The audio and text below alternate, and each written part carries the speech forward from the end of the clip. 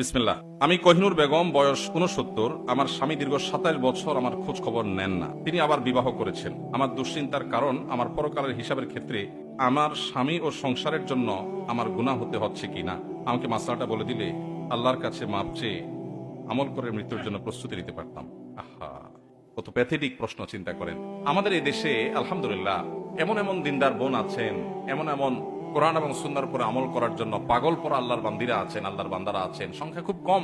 তাদের দেখে প্রেরণা হয়, উৎসাহ হয় যে আল্লাহ তাআলার ভয় তাদের অন্তরে কত বেশি। চিন্তা করেন, এই ভদ্র মহিলার বর্ণনা অনুযায়ী তার স্বামী তার খোঁজ খবর নেন না। কত বছর? 27 বছর। 27 বছর যে স্বামী ভরণ পোষণ দেয় না, খোঁজ খবর নেয় না, জুলুম করছে, আবার আরেকটা বিয়ে করে সে সেখানে তাকে নিয়ে ব্যস্ত। এখানে তার প্রথম স্ত্রীর প্রতি সে জুলুম করছে না করছে না? করছে। এরপরও তিনি চিন্তা করছেন যে তিনি জুলুম করছেন, তিনি আল্লাহর কাছে জবাবদিহি করবেন। আমি তো স্বামীর খেদমত করার, সেবা করার, স্বামীর হক আদায় করার সুযোগই পাচ্ছি না, কারণ তিনি কাছেই আসছেন না, যোগাযোগই করছেন না। তো আল্লাহর কাছে আমার কোনো দায় আছে কিনা? এটা কি বলে আল্লাহর ভয়?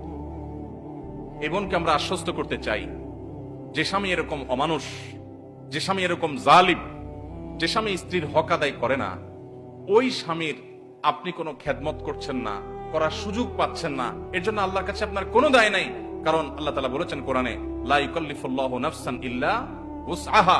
সাধ্যের বাইরে আল্লাহ তাআলা কাউকে কোনো কিছু চাপিয়ে দেন না। যেহেতু তিনি আসছেন না, খোঁজ খবর নিচ্ছেন না, হক আদায় করছেন না, আপনার সেখানে তার হক আদায় করার কোনো অপশনই নাই, সুযোগই নাই। অতএব আল্লাহর কাছে আপনার কোনো দায় নাই, কোনো জবাবদিহিতা নাই। আপনি আল্লাহর কাছে এর জন্য পাকড়াওর শিকার হবেন না। তবে আপনার অন্তরে আল্লাহর যে ভয় আছে, এটা আপনার অ্যাসেট, এটা আপনার মূল্যবান সম্পদ। এটা আপনাকে ধারণ করতে হবে।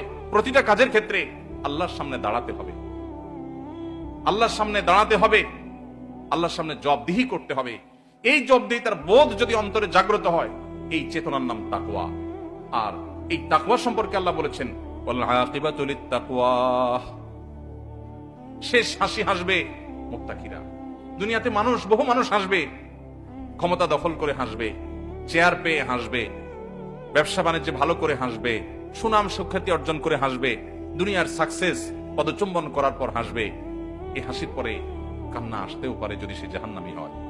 কিন্তু ফামান যুহজিহা আনিন নারি ওয়া উদখিলাল জান্নাহ, আল্লাহ বলেছেন, যে ব্যক্তিকে পরওয়ানা শোনানো হবে জাহান্নাম থেকে, যাকে সরিয়ে জান্নাতে ঘোষণা দেয়া হবে, ফাকাদ ফাজ, এ চূড়ান্ত সফল হয়ে গেল। এই ব্যক্তিকে আর কখনো ব্যর্থতার গ্লানি পোহাতে হবে না, তার কোনো শঙ্কা থাকবে না। পৃথিবীর সবচেয়ে বড় ক্ষমতাধর যে, তারও ভয় আছে কখন ক্ষমতা চলে যায়, কিন্তু জান্নাতের কোনো ভয় থাকবে না, কারণ তারপরে আর কোনো দুঃখ দুর্দশা কোনোদিন তাকে স্পর্শ করবে না। তো আমার বোন, তাকওয়া তো এটাকে